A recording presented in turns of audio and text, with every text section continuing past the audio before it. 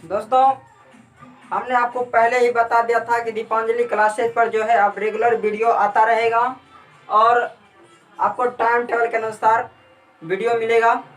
तो हमने कल केमिस्ट्री पढ़ा था, थोड़ा सा ही पढ़े थे, उसमें केवल इंट्रोडक्शन के बारे में बता दिया गया था। रासायनिक अभिक्रिया क्या है, समीकरण क्या है, इसके बारे में बता दिया गया था। आज हम पढ़ेंगे रासायनिक अभिक्रिया में किस तरह से क्रिया करता है। रासायनिक अभिक्रिया कल बारे में जाने थे, दो या दो से अधिक तत्व मिलकर एक कंपाउंड का निर्माण करता है। किस तरह से करता है इसके बारे में जानेंगे। देखिए, उसके बारे में जानना है आज। जैसे मान लीजिए हम पहले दिए थे उदाहरण H2 + Cl2 दिए थे, 2HCl दिए थे। हाइड्रोजन और क्लोरीन क्या है, अभिकारक है, जो कि हम कल ही बता दिए थे। और ये हाइड्रोक्लोरिक अम्ल जो क्या है, वो प्रतिफल है। प्रतिफल से अभिकारक से प्रतिफल बनने का प्रोसेस क्या है, यानी क्रिया विधि क्या है, मतलब रासायनिक अभिक्रिया का क्रिया विधि क्या है, इसके बारे में जानेंगे। रासायनिक अभिक्रिया का क्रिया विधि यह है कि हाइड्रोजन के जो परमाणु हैं उसके अणु और क्लोरीन के जो परमाणु के अणु हैं वो सब टूट जाते हैं और फिर वो अभिक्रिया करके उस दोनों का परमाणु जुटकर एक प्रतिफल का निर्माण करता है। अर्थात ये बंधन टूटने का काम करता है, अभिकारक में बंधन टूटता है और प्रतिफल में बंधन जुड़ने का काम करता है। इस तरह से रासायनिक अभिक्रिया का जो है वो क्रिया विधि होता है। और रासायनिक अभिक्रिया का क्रिया विधि इस प्रकार से ही होता है। किस तरह से, अभिकारक के अणु टूटकर प्रतिफल के अणु में जाकर ये सब जुड़ते हैं, तो जाकर ये एक कंपाउंड का निर्माण करते हैं। इस तरह से अभिक्रिया होता है। अभी इसका कोई भी क्रिया करेगा तो कुछ तो जरूर उसमें उत्पन्न होगा। क्या परिवर्तन होता है, अभिक्रिया करने के बाद क्या परिवर्तन होता है, अब उसके बारे में जानेंगे। मतलब कहने का है कि रासायनिक अभिक्रिया किए उसमें कुछ क्या क्या परिवर्तन हो सकता है, संभावना जताई जा सकती है कि हो सकता है, तो कुछ उसके बारे में जानेंगे। ठीक है। रासायनिक अभिक्रिया की विशेषता जो है, अगर आप लोग लिख रहे हैं तो लिखिए, रासायनिक अभिक्रिया की निम्नलिखित विशेषता है, पहले ये पॉइंट दीजिए। अब उसमें हम विशेषता का नाम बताएंगे। विशेषता क्या है, गैस की उत्पत्ति होगा, पहला गैस की उत्पत्ति, दूसरा लिखिए, उसके बाद होगा अवक्षेप का बनना,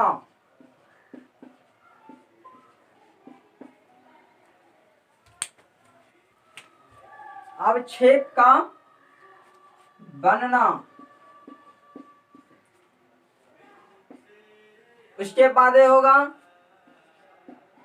रंग का परिवर्तन,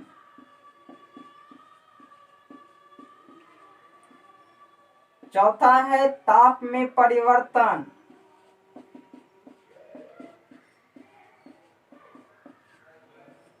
ठीक है। पांचवा है अवस्था में परिवर्तन।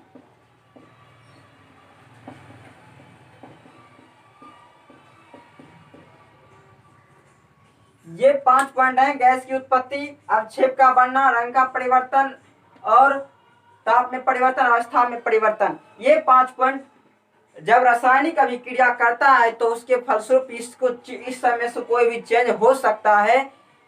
ठीक है, यही हुआ रासायनिक अभिक्रिया की विशेषता। अब गैस की उत्पत्ति कैसे होती है, कुछ अभिक्रिया देखना है कि नहीं देखना है, उसके बारे में समझना है, एग्जाम्पल देखना है, तभी ना हम जानेंगे कि गैस की उत्पत्ति कैसे होती है। गैस की उत्पत्ति में लिखना है कि कुछ ऐसे भी अभिक्रियाएं हैं जो कि गैस की उत्पत्ति करती है। जैसे अब एग्जाम्पल में देखिए, लिखना है आपको एग्जाम्पल में कि गैस की उत्पत्ति के बारे में जानना है। तो गैस की उत्पत्ति क्या कैसे होता है, ये तो हम बोल दिया है कि वैसे कोई ऐसी भी अभिक्रिया है जिससे अभिक्रिया करने के बाद गैस की उत्पत्ति होती है। एग्जाम्पल जिसे हम देख लेते हैं। एग्जाम्पल आपका होगा कि अगर Zn जिंक जो है किससे अभी करेगा, हाइड्रोक्लोरिक अम्ल से, जब जिंक हाइड्रोक्लोरिक अम्ल से अभिक्रिया करेगा तो ZnCl2 बना लेगा और आपको H2 बनेगा। ठीक है, अब देखिए Cl2 और H2 है, इसलिए हमको यहाँ पर 2 देना पड़ेगा। ये जो है हमारा गैस बन गया, और गैस जब भी बनता है तो वह तीर ऊपर की ओर होता है। Zn+2HCl, ZnCl2 + HCl, ये गैस की उत्पत्ति करने का एक उदाहरण है। ठीक है, अब अगला आता है अब छेप का बनना। अब छेप का बनना भी एक एग्जाम्पल ले लेते हैं। NaCl + AgNO3, इसका एग्जाम्पल अगर देखें तो आपको बन जाएगा AgCl + NaNO3।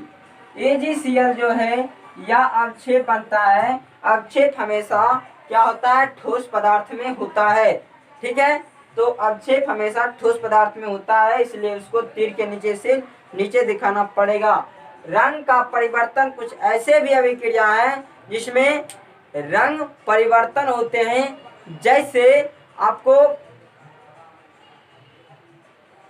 अम्ल और क्षार के बीच अगर अभिक्रिया करते हैं उसमें रंग का बदलाव होता है, उसी प्रकार इसमें भी रंग का परिवर्तन होता है। एक अभिक्रिया के दौरान ही रंग का परिवर्तन होता है।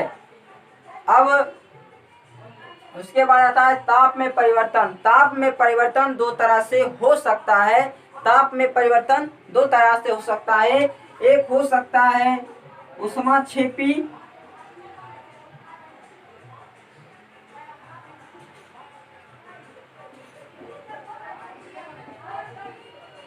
और एक हो सकता है ऊष्माशोषी। ऊष्माक्षेपी का मतलब ऊष्मा को बाहर निकाल रहा है। ठीक है, ऊष्मा को बाहर निकाल रहा है और ऊष्मा को शोषण कर रहा है।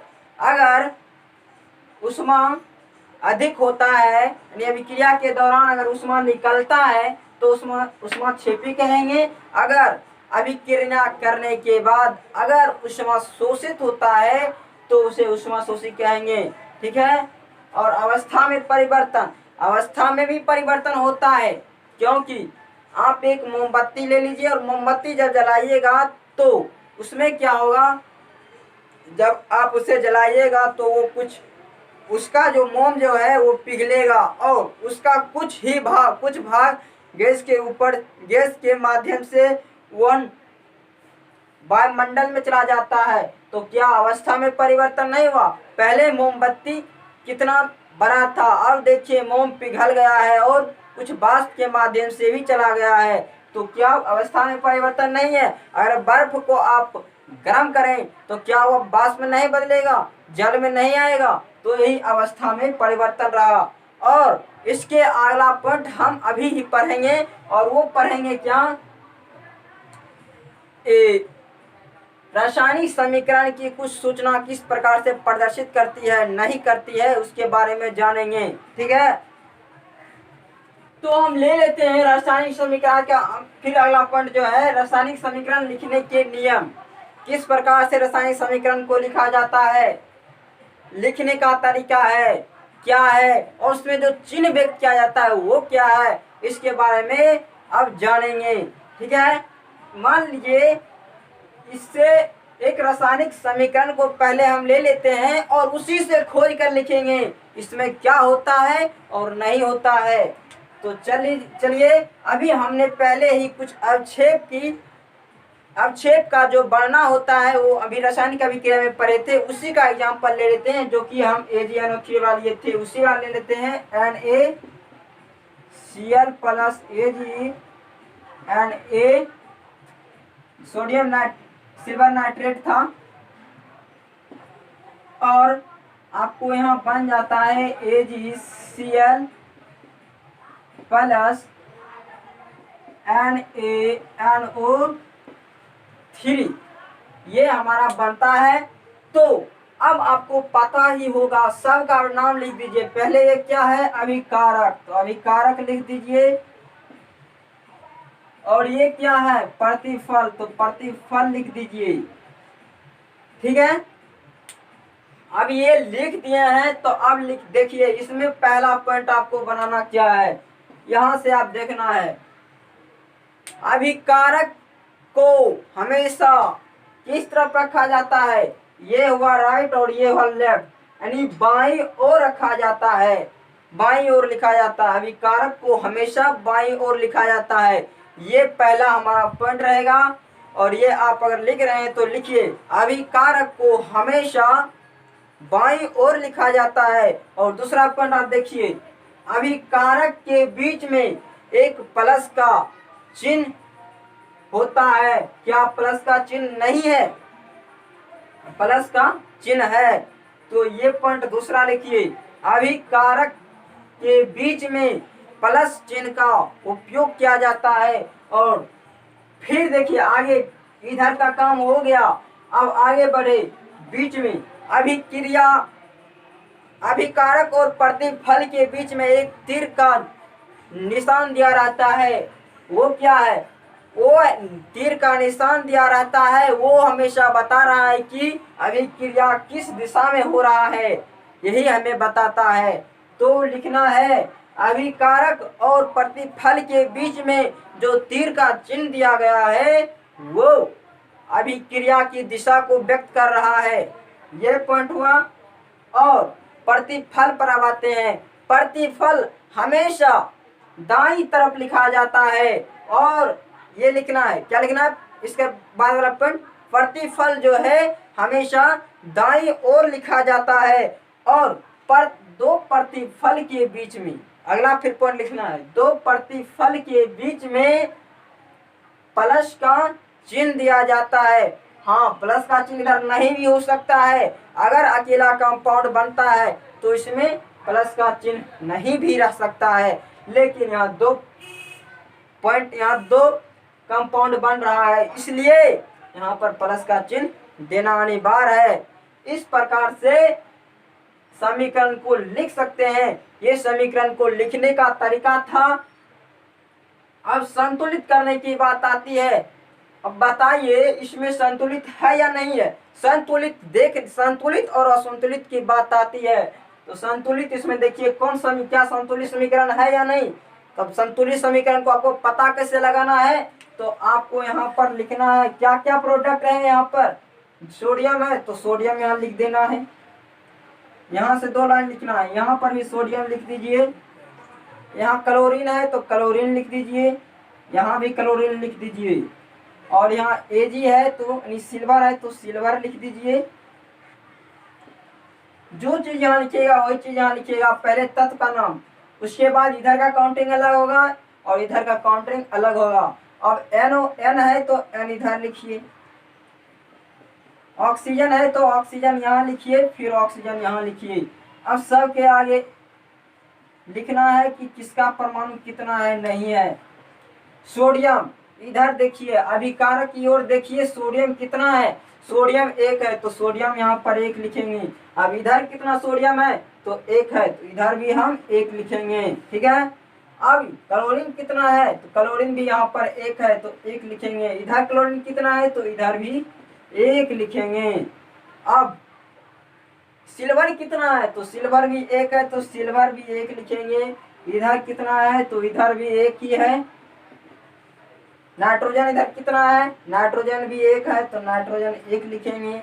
इधर नाइट्रोजन कितना है, इधर भी 1 है, 1 लिखेंगे। ऑक्सीजन कितना है, ऑक्सीजन 3 है तो इधर भी 3 है, यहाँ भी 3 है। देखिए यहाँ 1 1 जो जो मिल रहा है उसमें सही मारते चलिए। ये भी मिल गया, ये भी मिल गया, ये सब मिल गया। अर्थात हम कह सकते हैं संतुलित। यह समीकरण कैसा है, संतुलित है, बैलेंस समीकरण है। क्या है, बैलेंस है। अनबैलेंस समीकरण को पता करने का भी तरीका आई है। अगर सोडियम यहाँ पर हम 2 दे देते हैं तो ये अनबैलेंस हो गया, इधर 1 ही है इधर 2 है, इसको बैलेंस करना पड़ेगा। इसी प्रकार से हम पता कर सकते हैं कि कौन संतुलित है कौन असंतुलित है। तो आज का क्लास हम यहीं पर रखते हैं और फिर मिलेंगे हम अगले क्लास में और अगले दिन।